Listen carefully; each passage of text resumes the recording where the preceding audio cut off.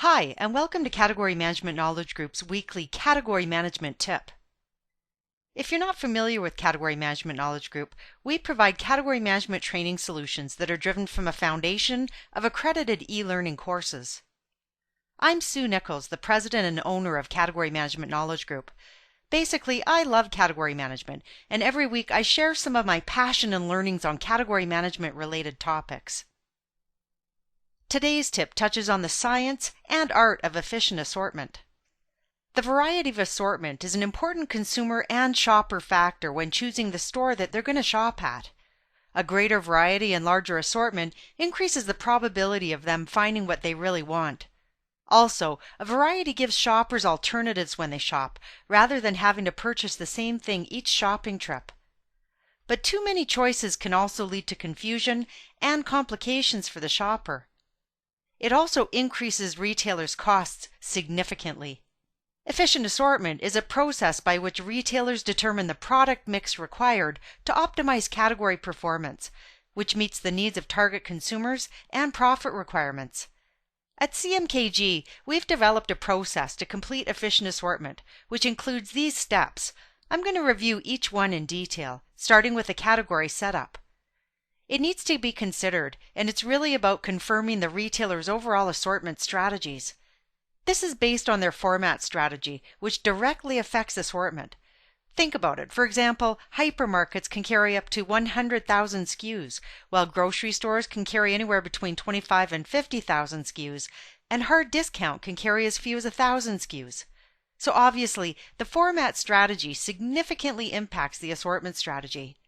You also need to verify the category role and understand the category's consumer decision tree. This is all done prior to starting your assortment project. Based on these format differences, as well as the different target consumers, retailers are going to have different strategies when it comes to their assortment. Their assortment strategy can be focused in many different areas. Retailers need to have these overriding rules and principles that help them to guide their category managers when making specific category assortment decisions.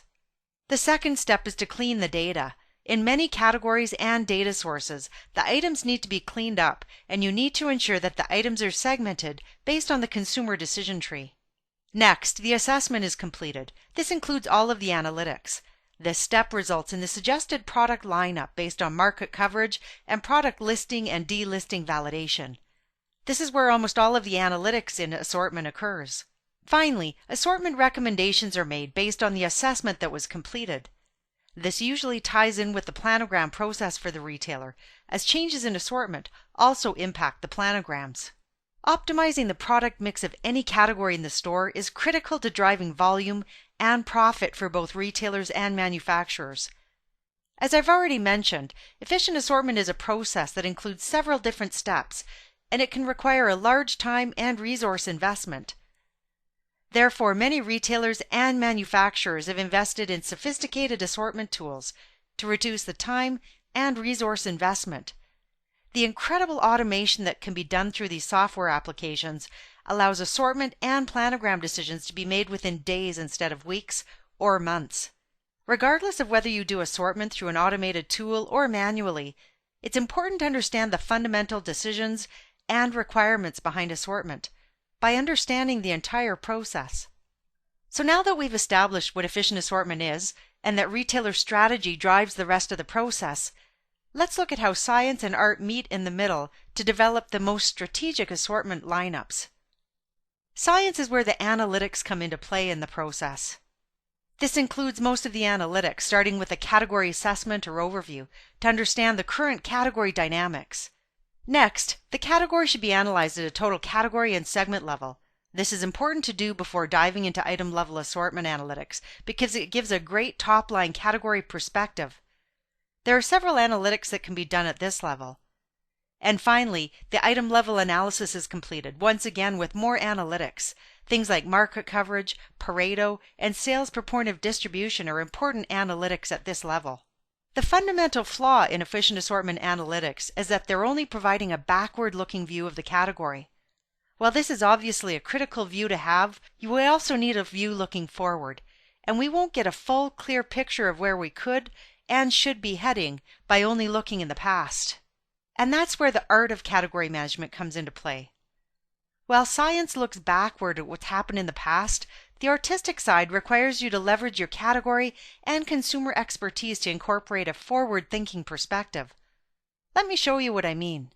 Here are some of the forward-looking artistic perspectives that will take your assortment analysis from good to great.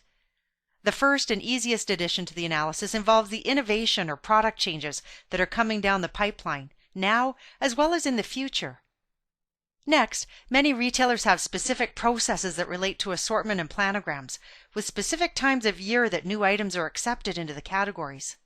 What other changes are happening in the market? Consumer preferences, environmental or economic influences on what consumers will choose to buy.